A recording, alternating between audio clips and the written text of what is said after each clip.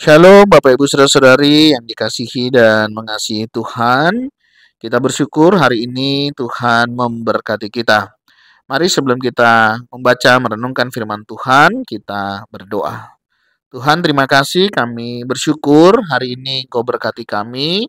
Kami ada sebagaimana kami ada semua karena berkat kemurahan-Mu. Kami akan baca firman-Mu, berfirmanlah, dan biarlah kami mengerti apa yang menjadi kehendak-Mu di dalam hidup kami. Kami berdoa di dalam nama Tuhan Yesus Kristus.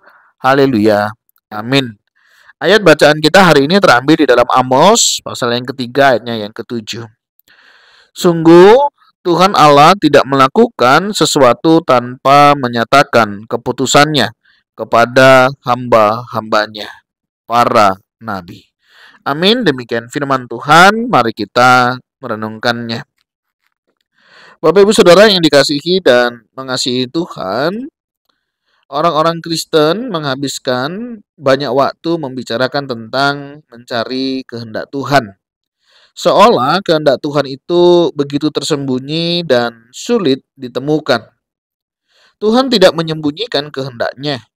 Kehendaknya itu tidak sukar untuk ditemukan.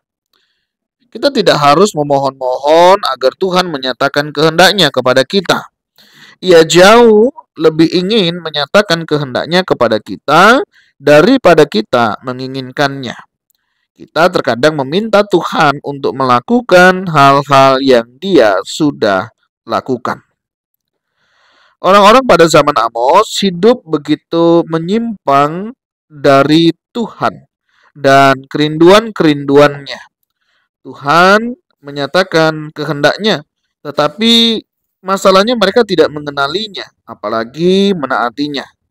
Amos mengatakan bahwa Tuhan tidak bertindak terhadap manusia tanpa mencari setidaknya seorang hambanya untuk menyatakan apa yang akan Dia lakukan. Namun tragisnya, ada saat-saat di mana tak seorang pun berjalan cukup dekat dengan Tuhan untuk mampu menangkap firman-Nya. Yesaya 59 ayat 16, 63 ayat 5, Yeskiel 22 ayat 30 hingga 31. Yesus berjalan begitu intim dengan Bapanya sehingga Dia selalu menangkap apa yang Bapanya sedang lakukan di sekitarnya. Yohanes 5 ayat 19 sampai 20. Yesus mengatakan, jika mata kita baik atau murni, kita akan mampu melihat apa yang diperbuatnya. Matius 6 ayat yang ke-22. Jika kita tidak melihat apa yang Dia lakukan, persoalannya bukannya itu tidak dinyatakan oleh Tuhan.